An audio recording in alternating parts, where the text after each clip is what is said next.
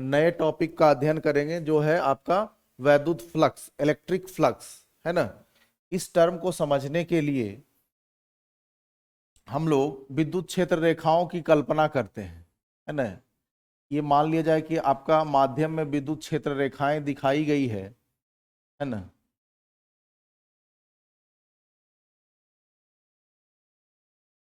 तो फ्लक्स को समझने के लिए इन विद्युत क्षेत्र रेखाओं के में एक क्षेत्र का हम लोग कल्पना करेंगे, है ना। एक क्षेत्रफल की कल्पना करेंगे, है ना। मान लिया जाए कि वो क्षेत्रफल ऐसा है ना। पहले ये जो है इस पर लंबवत ऐसे रखा हुआ है ना।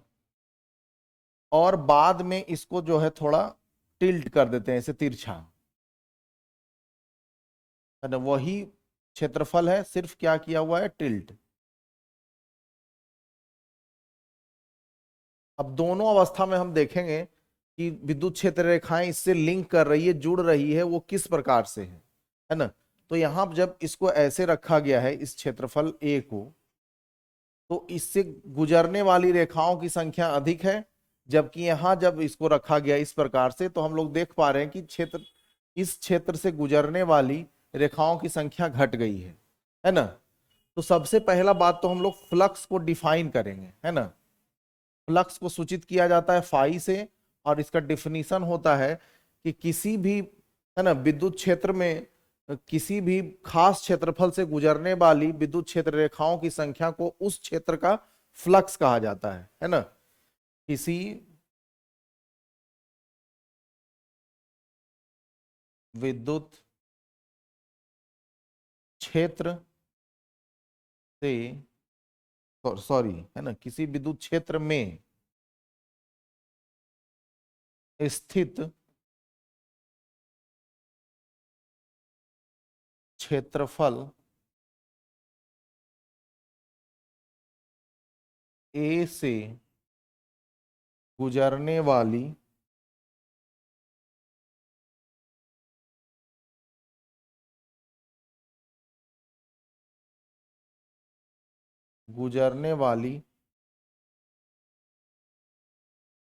क्षेत्र रेखाओं या विद्युत क्षेत्र रेखाओं, विद्युत क्षेत्र रेखाओं की संख्या को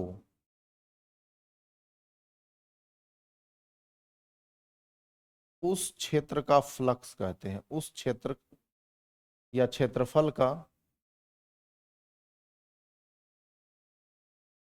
फ्लक्स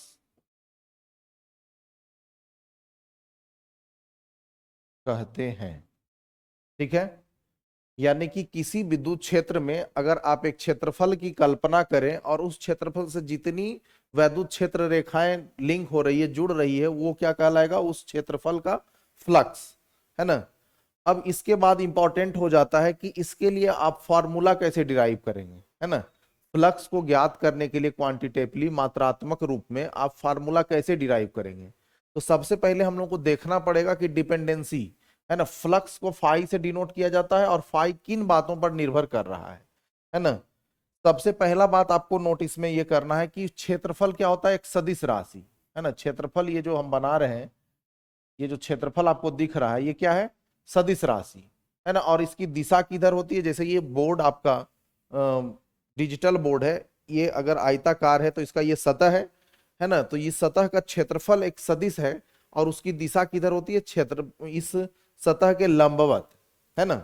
जैसे कि ये, है ना, इसका दिशा किधर है, इस सतह के लंबवत। तो यहाँ पे जो आपको सतह दिख रहा है ना, उसकी दिशा किधर होगी, है ना, इसी सतह के लंबवत, है ना। इस सतह पर अगर आप लंब ऐसे खींच लें, है ना, तो ये क्या है, ए सदिश, ठीक है, जो क्या डिनोट कर रहा है, ए सदिश। और यहां पे जब हम इसको टिल्ट कर दिए, झुका दिए हैं, तो आपका ए सदिश ऐसा हो गया, ठीक है। तो ये सारा क्वांटिटी है, ये क्या है, विद्युत क्षेत्र की तीव्रता है ना। ये ए है जो क्षेत्रफल है, और ये सदिश ए इसकी दिशा बता रहा है ना।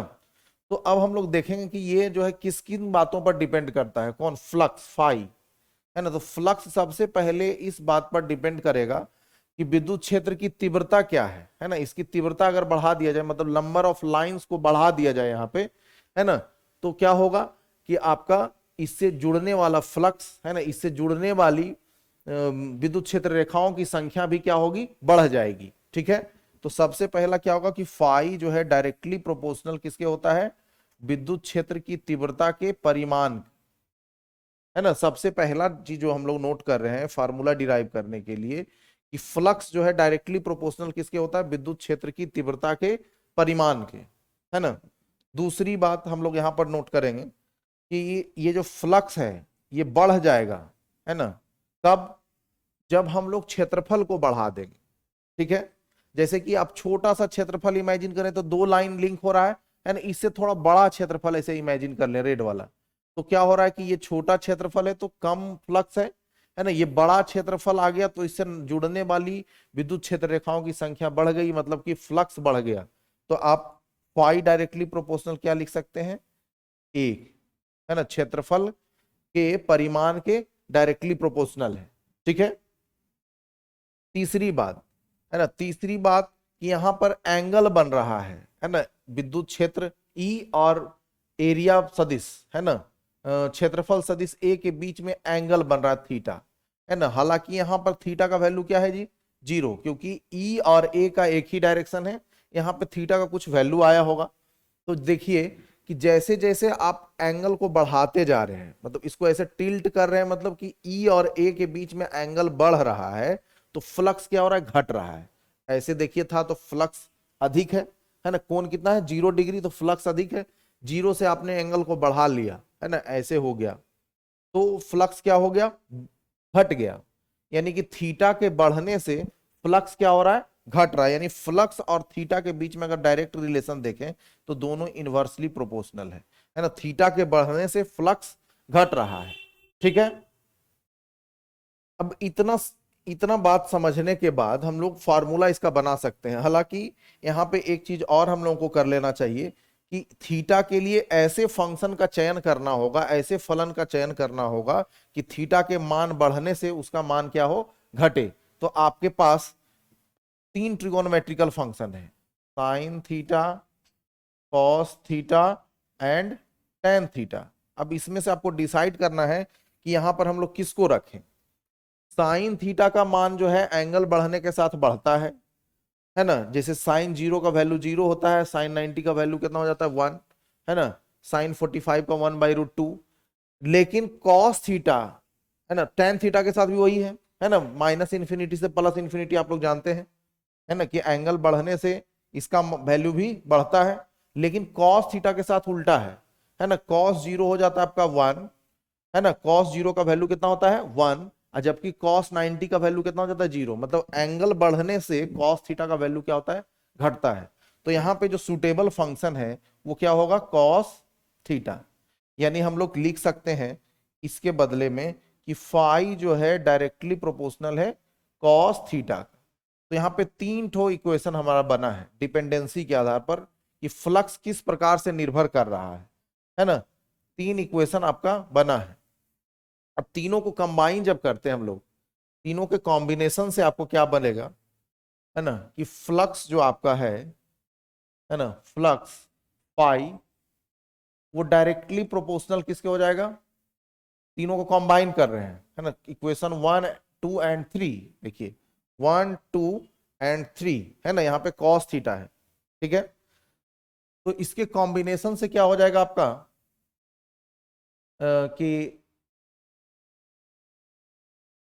ई, है ना, विद्युत क्षेत्र तीव्रता का परिमाण, है ना, ए का परिमाण इंटू कॉस थीटा।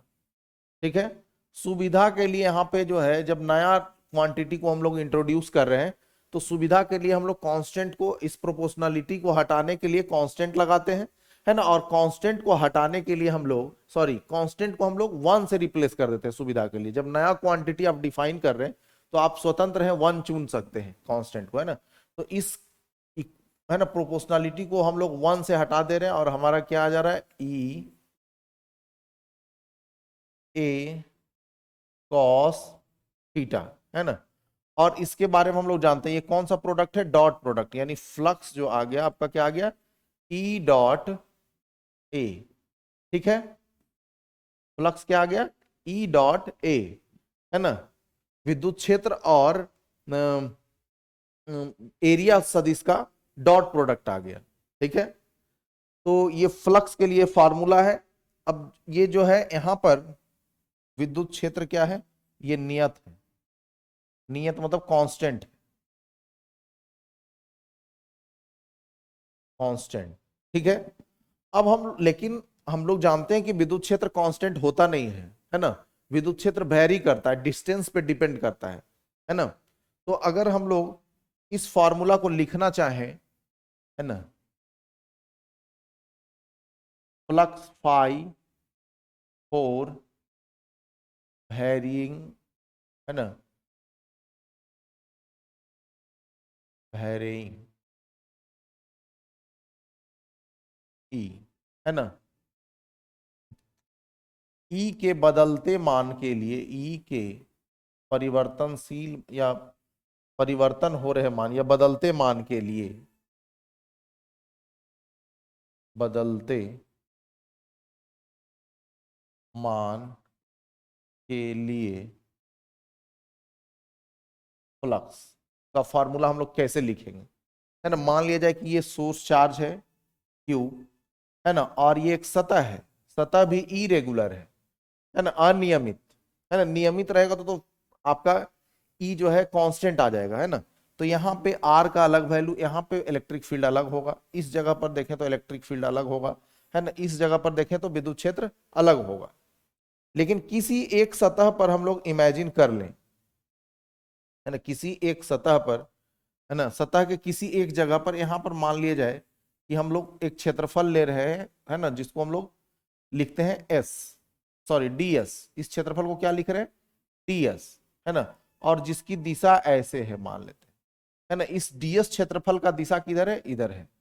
ठीक है, और ये आपका क्या है, व्हाइट कलर से आपका ये जो दिख रहा है ये क्या है, इलेक्ट्रिक फील्ड, है ना, जो कि वेरिंग है। और लेकिन इस छोटे से क्षेत्रफल के लिए इसको हम लोग कांस्टेंट मान सकते हैं। ठीक है, दोनों के बीच में एंगल बन रहा है थीटा।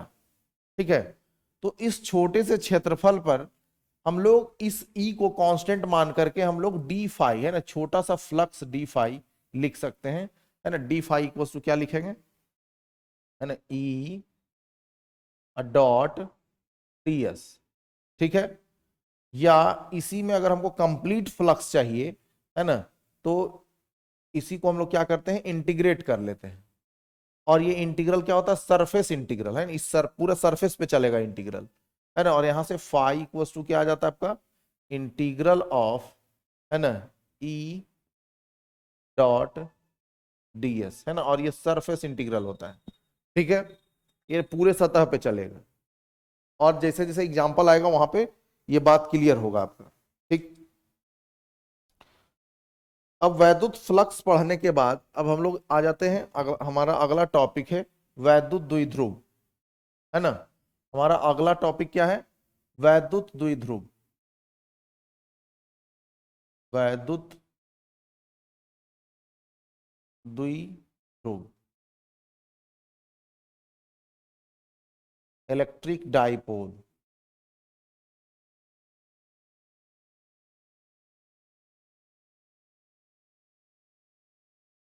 ठीक है,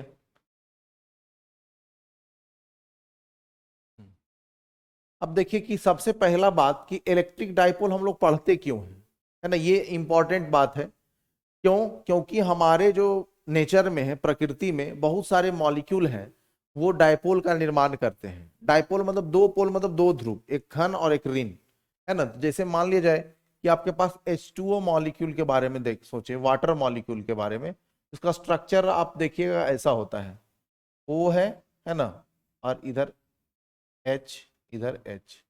ठीक है, इस पे दो निगेटिव चार्ज होता है, इस पे एक प्लस, इस पे एक प्लस, है ना। ये आपका धनायन का निर्माण करता है और ओ ऋणायन का। तो यहाँ पर देखिए कि यहाँ पे पोल का निर्माण हो रहा है ना, ध्रुव का, ये ऋण ध्रुव बना रहा है और ये धन ध्रुव, है ना। तो ऐसा बनता है, ऐसा कॉम्बिनेशन, इसीलिए हम लोग को पढ़ना पड़ता क्या है, इलेक्ट्रिक डाइपोल। चूंकि इसका बिहेवियर हमको पढ़ना पड़ेगा कि अगर हम लोग इसको विद्युत क्षेत्र में रख दें तो इसके साथ क्या क्या हो सकता है ना, या इसके कारण विद्युत क्षेत्र होता है कि नहीं, ये सब बात हम लोग को सोचना पड़ेगा, है ना, समझना पड़ेगा। इसलिए हम लोग क्या पढ़ते हैं, इलेक्ट्रिक डाइपोल, है ना। तो इलेक्ट्रिक डाइपोल होता क्या है जी, है ना, इलेक्ट्रिक डाइपोल आपका कॉम्बिनेशन है दो चार्ज, है ना, दो इक्वल चार्जेस का, है ना। एक तो प्लस क्यू ले लीजिए और इधर ले लीजिए आप माइनस क्यू, या इधर ही ले लीजिए माइनस क्यू, ताकि लिखने में सुविधा हो, है ना। इधर ले लेते हैं माइनस क्यू और इधर ले लेते हैं प्लस क्यू, ठीक है। तो इस कॉम्बिनेशन को क्या कहा जाता है, इलेक्ट्रिक डाइपोल, ठीक है। और इसका परिभाषा हम लोग ऐसे लिखते हैं कि दो समान परिमाण वाले, है ना, दो समान परिमाण वाले विजातीय आवेशों को जब बहुत कम दूरी पर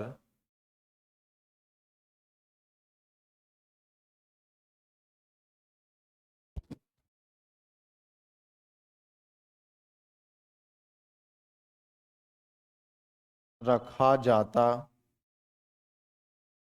है तो इससे बने निकाय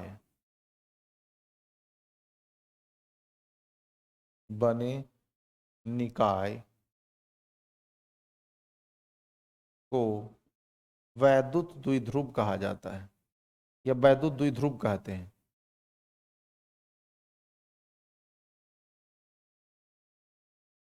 वैद्युत द्विध्रुव कहते हैं, ठीक है। इसका सटीक डिफिनीशन यही है ना। यहाँ पर एक नोट करने योग्य बात है कि ये दोनों आवेश के बीच में सेपरेशन क्या होता है, बहुत कम होता है, क्योंकि ये हम लोग पढ़ते हैं मॉलिक्यूल्स के लिए, है ना, एटम्स के लिए, है ना। तो इसके बीच की दूरी को अगर हम लोग मान लें ऐसे 2a आप लिखिए सुविधा के लिए, लेकिन आप d भी लिख सकते हैं, l भी लिख सकते हैं, कुछ भी, है ना। तो ये 2a जो होता है that is very very less, है ना, बहुत कम होता है, ठीक है। इसको 10⁻⁻⁰ भी लिख सकते हैं, बहुत, है ना, 10⁻⁻10 टाइप का होता है इसका ऑर्डर, ठीक। तो ये जो कॉम्बिनेशन है इसी को हम लोग क्या कहते हैं, वैद्युत द्विध्रुव, और उसका एक डिफिनीशन यहां पर हम लोगों ने लिख लिया है, ठीक है। अब देखिए कि इसमें एक बात की जाती है द्विध्रुव की दिशा, है ना। द्विध्रुव की दिशा किधर से किधर होती है जी, तो माइनस आवेश से प्लस आवेश की तरफ आप अगर ऐसे सदिश को खींच दें, है ना, ये रेड कलर से हम लोगों ने खींचा, तो ये क्या इंगित कर रहा है, इसकी दिशा, ठीक है। तो वैद्युत द्विध्रुव की दिशा जो होती है ना, वो ऋण आवेश से धन आवेश की ओर होती है ना। तो अगला जो नोट करने योग्य बात है कि वैद्युत द्विध्रुव की दिशा, वैद्युत द्विध्रुव की दिशा माइनस क्यू से प्लस क्यू की ओर होती है, ठीक है। उसके बाद अगला बात है ना कि इसमें एक मध्य बिंदु हम लोग लेते हैं, है ना। ये अगर आपका डाइपोल है तो इसके बीचों बीच में, है ना, ये मान लीजिए हम इसको ग्रीन कलर से दिखा दें, या जो भी है ना ये कलर, इसको एक दूसरे कलर से हम लोग डिनोट करते हैं यहाँ पे, है ना। ये मध्य बिंदु है, यहाँ से यहाँ ए है और यहाँ से यहाँ दूरी क्या है, ए। तो ये जो मध्य बिंदु है जिसको ओ कह रहे हैं उसको हम लोग मानते हैं केंद्र, ठीक है। तो द्विध्रुव के मध्य बिंदु को क्या कहा जाता है, केंद्र, और सारी दूरियां केंद्र से मापी जाती है ना। तो यहां पर हम लोग एक बात और नोट कर सकते हैं कि द्विध्रुव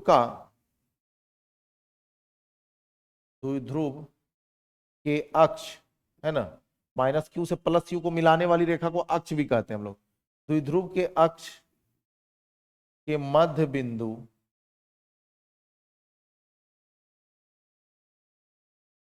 को संदर्भ बिंदु कहा जाता है।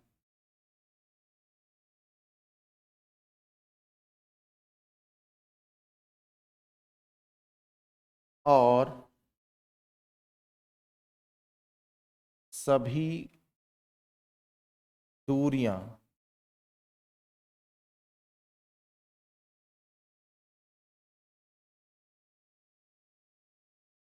यहीं से मापी जाती है ना। उसको द्रव्यमान केंद्र भी कह सकते हैं आप, है ना, क्योंकि हम लोग जब द्रव्यमान केंद्र पढ़ते हैं तो दो बिंदु द्रव्यमान के लिए, है ना, वो द्रव्यमान केंद्र आता है। ठीक है, तो वो केंद्र है, इसीलिए वहां से सभी दूरियों को हम लोग मापते हैं। ठीक है, एक अगला क्वांटिटी द्विध्रुव के लिए हम लोग डिफाइन करते हैं, वो है आपका द्विध्रुव आघूर्ण, है ना। अगला क्वांटिटी क्या है? द्विध्रुव द्विध्रुव आघूर्ण।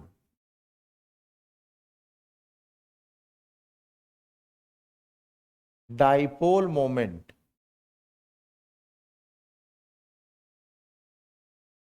ठीक है, इसको बहुत अच्छे से समझने का जरूरत है ना। डाइपोल मोमेंट को समझने के लिए आप ऐसा सोचिए कि हम लोग विद्युत क्षेत्र तो पढ़ चुके हैं, है ना। इसको आप जो है द्विध्रुव को जो है विद्युत क्षेत्र में रख लीजिए। ये आपका द्विध्रुव है माइनस क्यू, है ना, ये है आपका प्लस क्यू।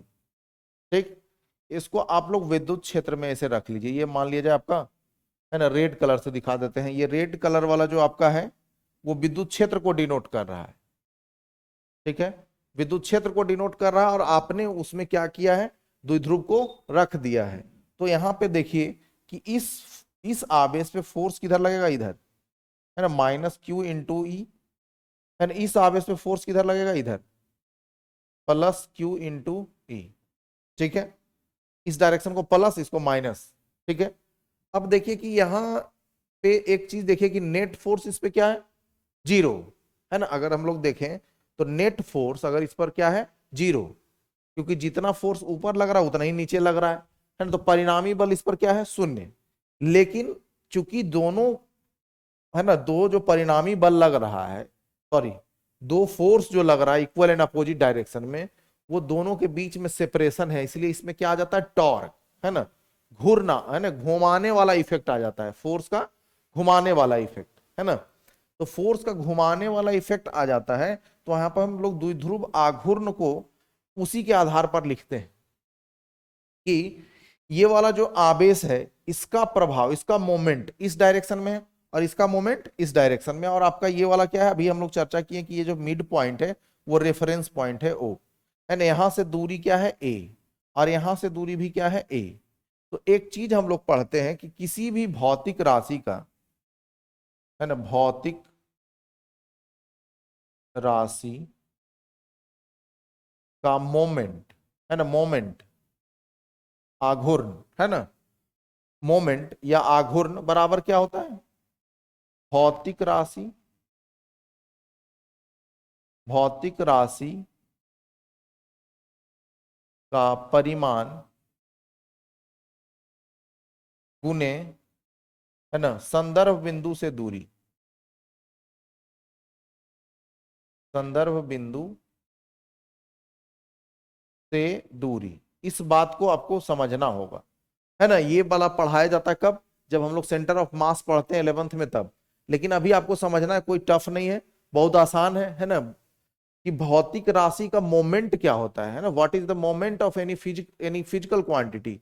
तो physical quantity, the magnitude of physical quantity, है ना, फिजिकल क्वांटिटी का परिमाण गुने संदर्भ बिंदु से दूरी, है ना, डिस्टेंस फ्रॉम द ऑरिजिन, है ना, या distance from the central point. ठीक है, जहां से हम लोग मोमेंट कैलकुलेट कर रहे हैं। तो यहां पे देखिए कि इस चार्ज का, इस आवेश का मोमेंट ऐसे है, इसका ऐसे है, तो दोनों का मोमेंट एक ही डायरेक्शन में है ना।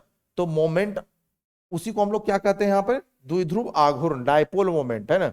तो डाइपोल मोमेंट कैसे आप कैलकुलेट करेंगे जी, है ना। ये आपका डाइपोल है,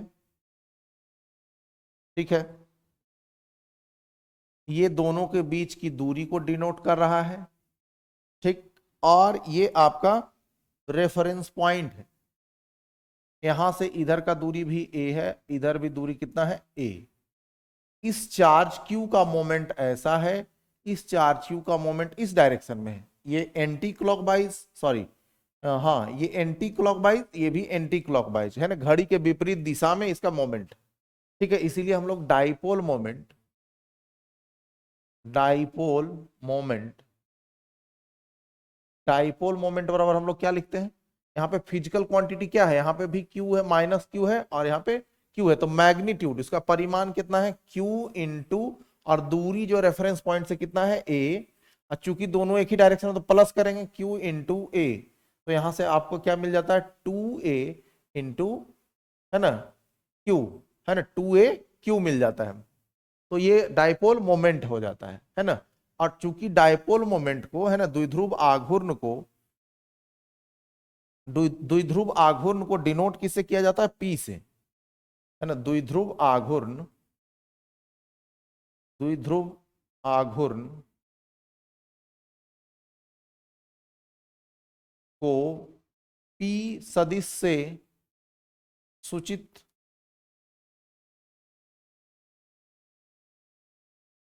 करते हैं, है ना, it is denoted by P vector, है ना, dipole moment is denoted by P vector. So we get P vector equals to 2a vector into Q, और इट्स मैग्नीट्यूड, है ना, इसका परिमाण अगर हम लोग लिखना चाहेंगे तो क्या होगा 2a क्यू, है ना। यही क्या कहलाता है, वेरी वेरी इंपॉर्टेंट चीज है ना, कि p का वैल्यू, या कभी कभी आपको किताबों में ऐसा लिखा मिलेगा कि p equals to 2a Q, है ना, p का मतलब डाइपोल मोमेंट, द्विध्रुव आघूर्ण, और उसका वैल्यू कितना होता है 2a इंटू क्यू, है ना। और इसको अगर हम लोग भाषा में लिखें, तो हम लोग भाषा में लिखना चाहें तो क्या लिखेंगे जी, कि P बराबर डाइपोल मोमेंट बराबर, है ना, आवेशों के बीच की दूरी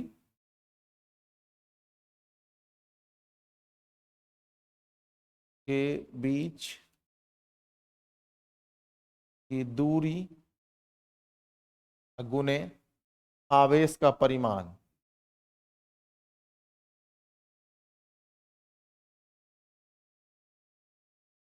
ठीक है, ये हो गया आपका डाइपोल मोमेंट द्विध्रुव आघूर्ण।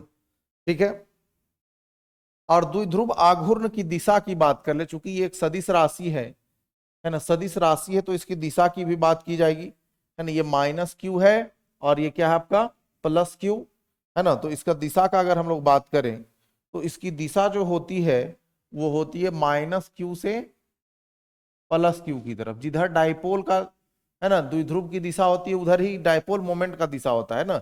इसी को हम लोग क्या कहते हैं पी वेक्टर, पी सदिश। ठीक है, और इसका परिमाण तो हम लोग लिख ही चुके हैं। और अगर हम लोग एक बात और अब यहां पर सीख सकते हैं हम लोग, कि अगर पूछा जाए कि नेट चार्ज, है ना, कुल आवेश, कुल आवेश कितना होता है डाइपोल पे, है ना, द्विध्रुव का कुल आवेश कितना होता है, तो कुल आवेश होता है 0, क्योंकि माइनस क्यू और प्लस क्यू है ना, तो कुल आवेश इसका कितना होता है जी 0। ठीक है, लेकिन कुल आवेश 0 होने के बावजूद, है ना, मान लो कुल आवेश 0 आ गया है यहाँ पे, तो हम लोग सोच सकते हैं कि कुल आवेश 0 आ रहा है, तो पोटेंशियल V बराबर हम लोग पढ़े हैं के क्यू, अब बाई आर ऐसा पढ़े अभी तक, तो यहाँ पे क्यू 0 है, तो पोटेंशियल इसका 0 होना चाहिए, नहीं, है ना। तो जवाब होगा नहीं। उसका हम लोग लॉजिक भी देखेंगे। यहाँ पे इलेक्ट्रिक फील्ड बराबर भी हम लोगों ने पढ़ा है K Q by R square, तो ये भी 0 होना चाहिए, तो नहीं, है ना। यहाँ पे हालांकि कुल आवेश 0 है, कुल आवेश क्या है 0 है, लेकिन ना ही इलेक्ट्रिक फील्ड इसके कारण 0 होता है, और ना ही अस्थिर वैद्युत विभव 0 होता है ना। विभव भी 0 नहीं होता, और विद्युत क्षेत्र भी 0 नहीं होता, इलेक्ट्रिक फील्ड भी 0 नहीं होता, पोटेंशियल भी 0 नहीं होता। उसका लॉजिक ये है कि there is separation between charge, है ना, क्योंकि आवेशों के बीच में दूरी है ना, दोनों अलग अलग रखा हुआ है आवेश, है ना, उस दूरी के कारण यहाँ पर विभव भी आएगा और विद्युत क्षेत्र भी आएगा। ठीक है, इसीलिए दोनों का कैलकुलेशन यहाँ पर इंपॉर्टेंट है। ठीक, तो हम लोग, है ना, वैद्युत द्विध्रुव के कारण सबसे पहले हम लोग निकालेंगे विद्युत क्षेत्र, ठीक है। हम लोग अगला जो टॉपिक पढ़ने जा रहे हैं वो क्या है, वैद्युत, है ना, वैद्युत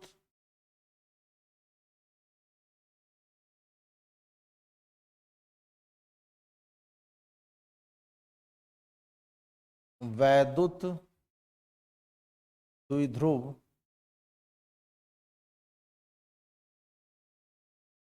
के कारण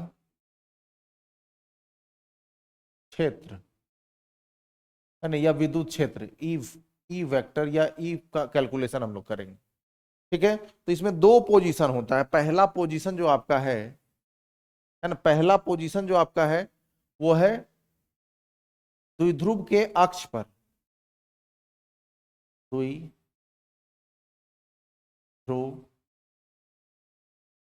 के अक्ष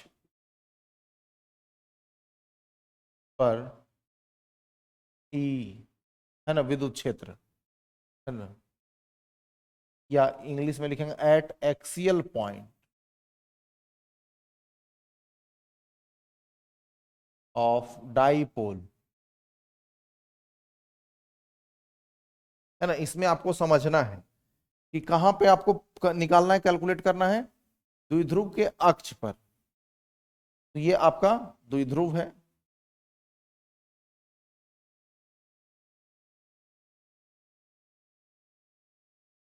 यहां पे आपका माइनस क्यू है, यहां पे क्या है आपका प्लस क्यू, और है ना, ये जो है आपका द्विध्रुव का डायरेक्शन को डिनोट कर रहा है, ये जो व्हाइट कलर का वेक्टर हम लोगों ने बनाया है ना, और ये वाला इसका मिड पॉइंट ओ, ठीक है। ये टोटल डिस्टेंस कितना है जी, 2a। ये टोटल डिस्टेंस को हम लोग कितना मानते हैं, 2a, ताकि आसानी हो लिखने में। तो ये इधर a बन जाता है, इधर भी a बन जाता है ना। इसी व्हाइट लाइन को अगर हम लोग थोड़ा सा बढ़ा दें, यही तो अक्ष है इसका, है ना, ये व्हाइट लाइन अक्ष भी कहलाता है ना, एक्सिस ऑफ डाइपोल कहलाता है। इसी एक्सिस पर हम लोग जो है यहाँ एक पॉइंट ले लेते हैं, जिसका पॉइंटर का नाम रख देते हैं एन, एंड इसी एन पॉइंट पर हमको क्या करना है, डाइपोल डाइपोल के चलते हम लोग को इलेक्ट्रिक फील्ड कैलकुलेट करना है, ठीक है। तो यहां से ये डिस्टेंस एन का हम लोग क्या लिख देते हैं, इस सेंटर से आर, ठीक है।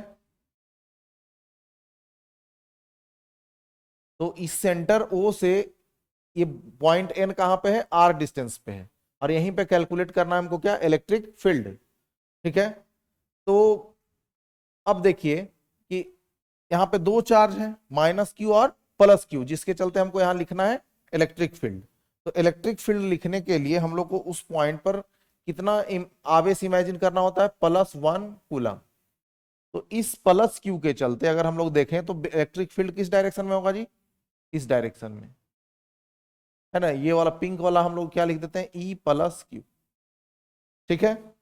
अब दूसरे कलर से हम लोग ले लेते हैं इससे, है ना, कि माइनस क्यू के चलते इलेक्ट्रिक फील्ड किधर होगा, इस डायरेक्शन में, E-Q, ठीक।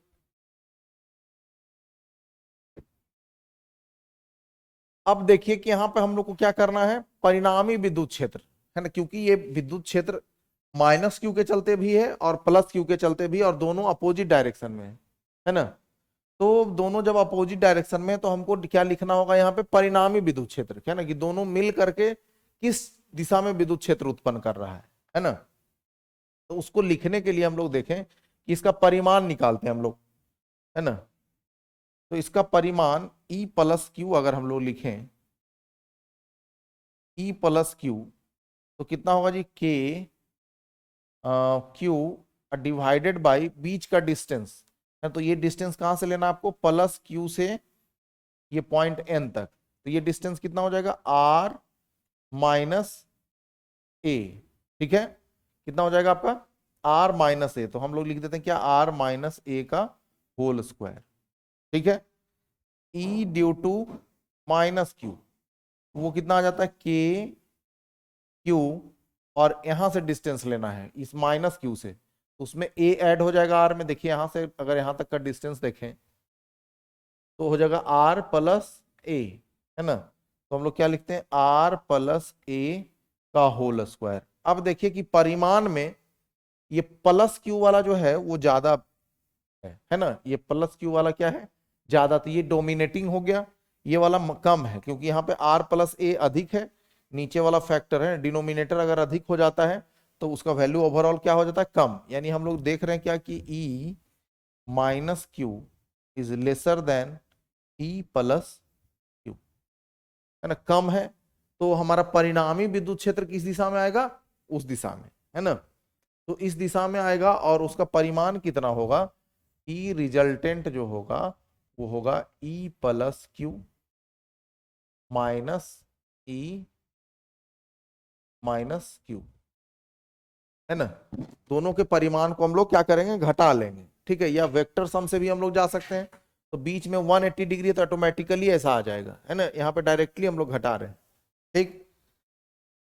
तो हमारा रिजल्ट कितना आना है जी, है ना, ई आर, जो आ रहा है किस डायरेक्शन में, यहाँ पे देखिए डाइपोल मोमेंट के डायरेक्शन में, है ना, पी के डायरेक्शन में, है ना, in the direction of P.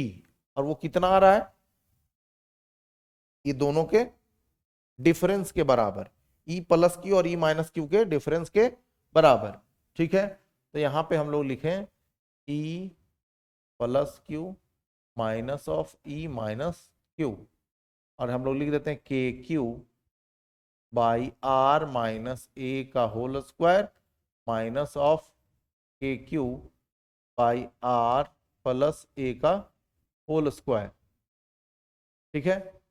फिर लास्ट में हम लोग डायरेक्शन मेंशन कर देंगे, तो के क्यू यहाँ से कॉमन हो गया, और यहाँ पे एलसी अंदर में ब्रैकेट में क्या गया, आर माइनस ए का whole square minus of 1 R plus ए का होल स्क्वायर, ठीक है। इसका एलसीएम ले लीजिए, के क्यू, है ना, एलसीएम कितना हो जाएगा, आर माइनस ए का whole square into R plus ए का होल स्क्वायर, यहाँ पे आ जाएगा आर प्लस ए का whole square minus of are minus ए का होल स्क्वायर, ठीक है।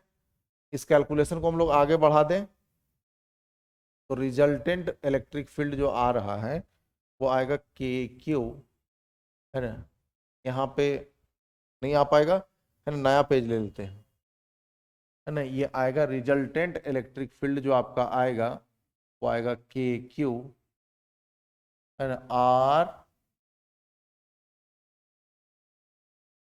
आर प्लस ए का होल स्क्वायर आर माइनस ए का होल स्क्वायर, ठीक है, आर प्लस ए का whole square minus of are minus ए का होल स्क्वायर, और ये नीचे वाला क्या बन जाएगा आपका जी, आर स्क्वायर माइनस ए स्क्वायर का होल स्क्वायर, ठीक है। फिर देखिए यहाँ पे आ जाएगा के क्यू, ठीक है, K Q R square plus A square plus 2 AR minus of R square plus A square minus 2 AR divided by R square minus A square का होल स्क्वायर, ठीक है।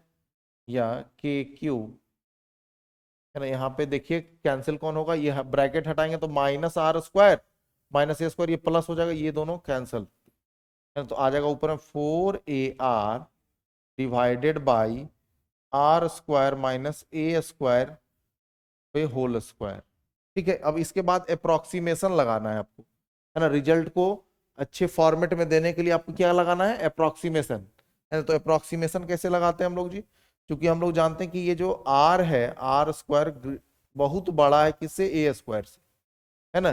क्योंकि ए क्या है, distance between two charges that is very small, है ना, तो उससे बहुत बड़ा है आर स्क्वायर, है ना। तो यहाँ पे हम लोग अप्रोक्सीमेशन से इसको हम लोग नेग्लेक्ट कर सकते हैं, है ना, we can neglect A square, है ना। तो यहाँ पे हम लोग लिख सकते हैं इसको, इस रिजल्ट को, है ना, ई रिजल्टेंट जो आ रहा है आपका K Q 4AR divided by R square पे स्क्वायर, क्योंकि ए को हम लोगों ने 0 कर दिया तो ये आ गया क्या, KQ into 4AR divided by R पे पावर 4, और एक ठो कैंसिल हो जाएगा, है ना। तो इसको हम लोग लिख सकते हैं KQ 4A divided by RQ, ठीक है। या यहाँ पे k का वैल्यू रख दीजिए, तो 1/4 पाई एप्सिलॉन नॉट, है ना। इसको ऐसे कर दीजिए 2 इंटू 2AQ बाई RQ, है ना। तो ये बन जाएगा आपका क्या,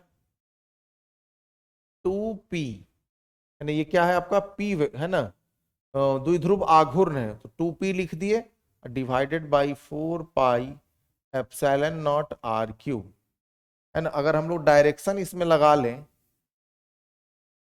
है ना, किस डायरेक्शन में है जी, तो in the direction of P, तो यहाँ पे यूनिट वेक्टर P लिख देते हैं, यही आता है एक्सियल पोजीशन पे विद्युत क्षेत्र, है ना, अक्ष पर विद्युत क्षेत्र, है ना। आज यहीं तक, और इसके आगे हम लोग नेक्स्ट क्लास में देखेंगे।